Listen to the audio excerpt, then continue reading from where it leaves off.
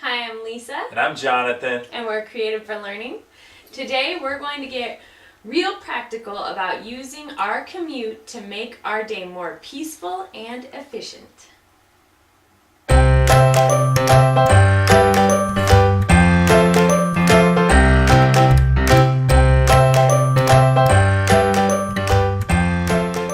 I know mornings can feel rough. Many days, our hugest success feels like simply leaving the house with all our clothes on.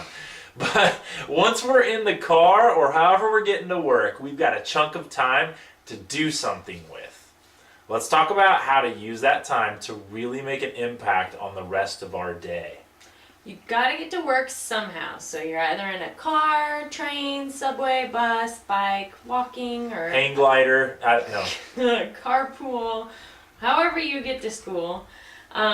You have some amount of time, whatever amount of time it takes to commute to work, to the school. Don't underestimate the value of this time.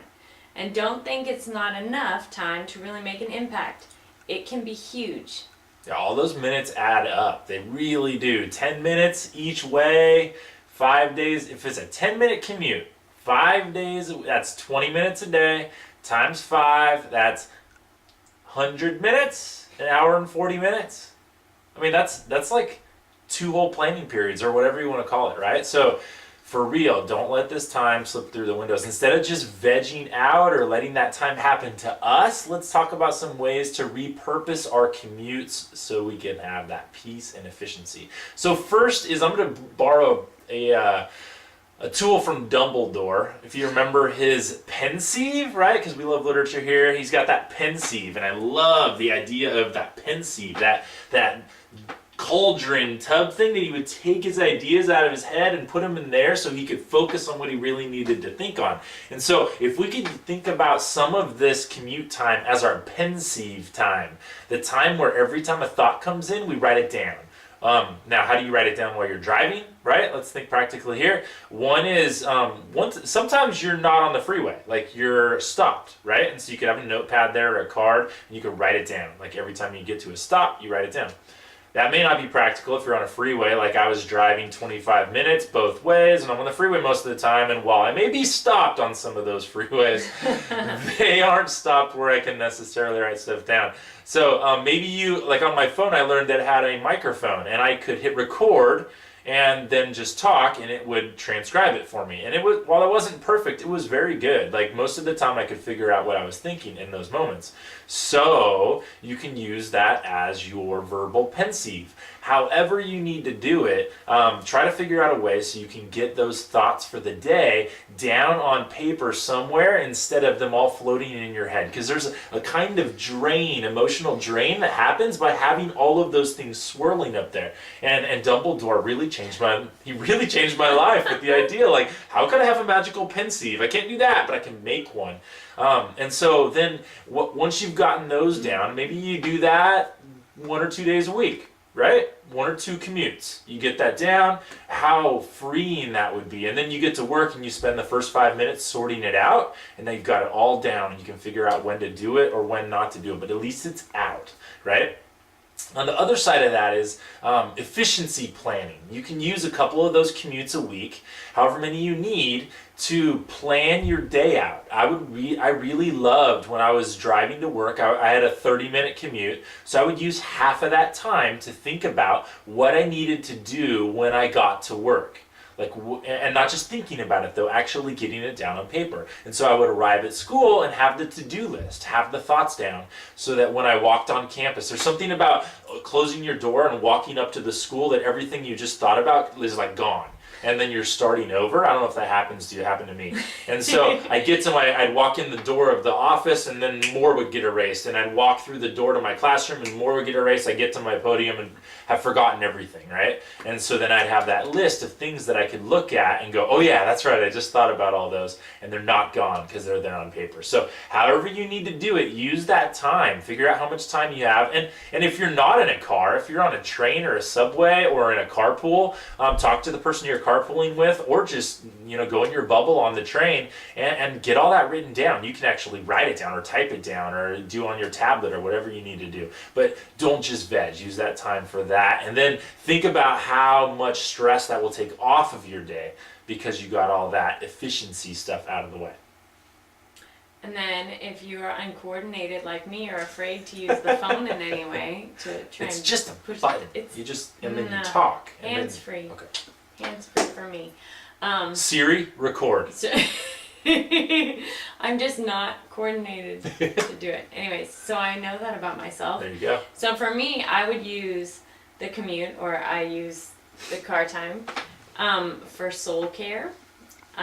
Meaning like either time to meditate or pray, or you can have like music. If there's like a certain playlist of music that you could put on your iPod if you're on the train or walking or whatever, or just like a CD if you're like me and still like to make yourself mix CDs of just like songs that motivate you or inspire you as a teacher, or just inspire you as a person, so that you can listen to it and get your day amped up and ready to go be the best person you can be and the best teacher in the classroom.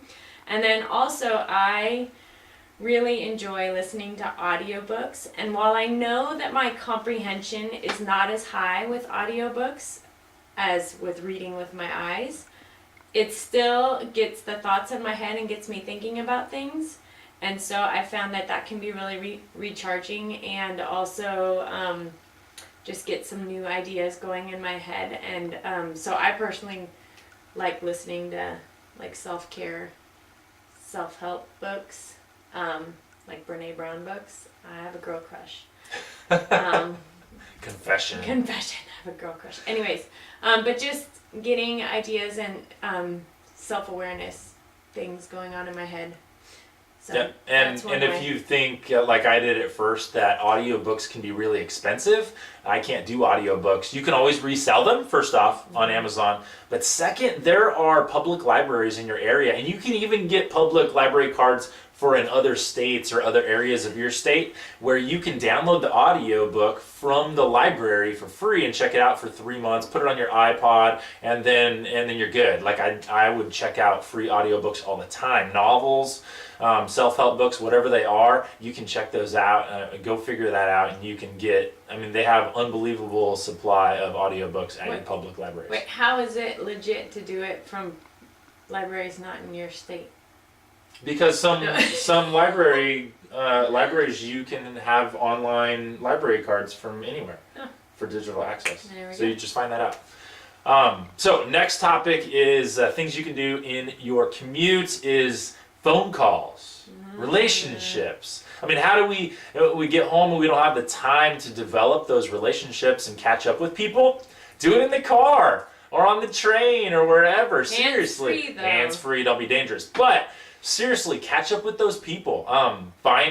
Schedule those phone calls. Hey, can I call you tomorrow at 3 o'clock or 3:30? No, it should probably be more whenever you're leaving, right?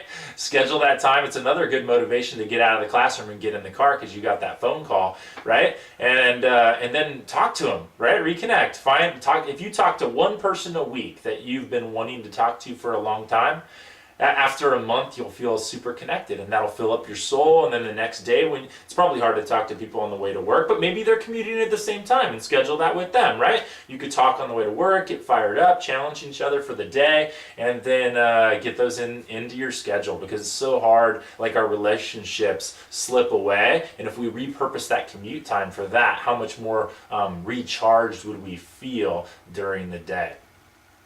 This conversation really makes me jealous of people that have good public transportation, like trains, subways. I love you. So much reading can get done, and journaling. Anyways, okay. So everyone is going to use this time in the car, and one way or another. One way or another, we're going to use it. But now you can repurpose it to make a difference and to actually be intentional with your time. Your first step might be to use your next drive to brainstorm ideas that you could use your drive for. Like, what can I use this? Or be self-aware. What am I already doing, and is it recharging for me? Because it might be. It might be. It might be. You might have already been like, oh, I get this. I'm using my time wisely. Or maybe you've just been recharging one side of you, Mm-hmm. and there's this other side of you that's been left uncharged, and you could just balance it in split time, halfway, or split time in thirds, and develop all of it. There you go. So get all your ideas out. Then the next drive, come up with a plan. Put it in order. Then hold loosely to it. Write it on a note card and keep it visible in your car so you can see it every time you drive to remind yourself. Be interruptible for life, of course. Like, don't just stick to your plan and hold to it. Or just be self-aware, and maybe you do need to stick to your plan. Like, instead of taking a phone call, you're going to listen to that CD. Like, for real. Sorry I couldn't answer you. I was getting soul care. Like, for real.